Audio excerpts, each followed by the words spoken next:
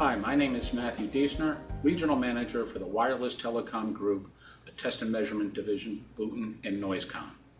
Today, we're going to discuss the use of using peak power sensors, broadband sensors, and measuring power out of an amplifier and compression techniques.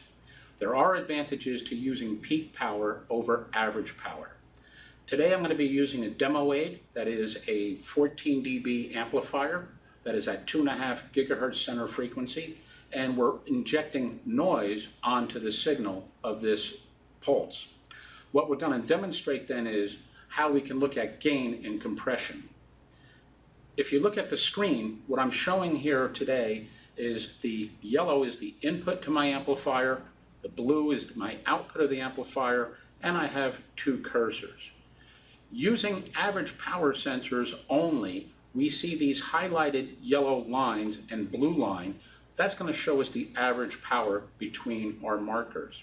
But what's going on, since we have a noise being injected onto this signal, is that we're actually looking at OFDM modulation that is being used in LTE and Wi-Fi communication devices.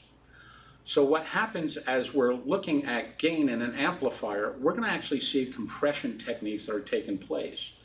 If we switch to CCDF, complementary cumulative distribution function, and what we have in statistical mode, we can look at our average power, and see we have our gain here, but we also are looking at peak power at various points in time.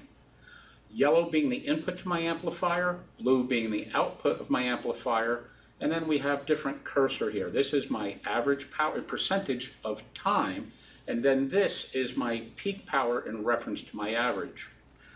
So as I start increasing the amplitude into the amplifier, I will start seeing a compression that is taking place.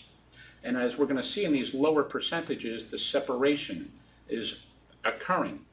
And what we're looking at here in our chart is that our average power basically stays about a 14 dB gain, but what we're noticing is at various points, especially here, we're starting to see a 1 dB separation already at 0.01%. This is affirming that we're seeing compression take place of these peak to average signals. Crest Factor is a very important measurement. What makes our sensor unique from the other sensors on the market is we have video bandwidth to 195 megahertz. Other sensors stop at about 30 megahertz. And our real-time power processing also allows us to capture events as they're occurring up to 100,000 times per second. We do have some application notes on the website explaining this in greater detail.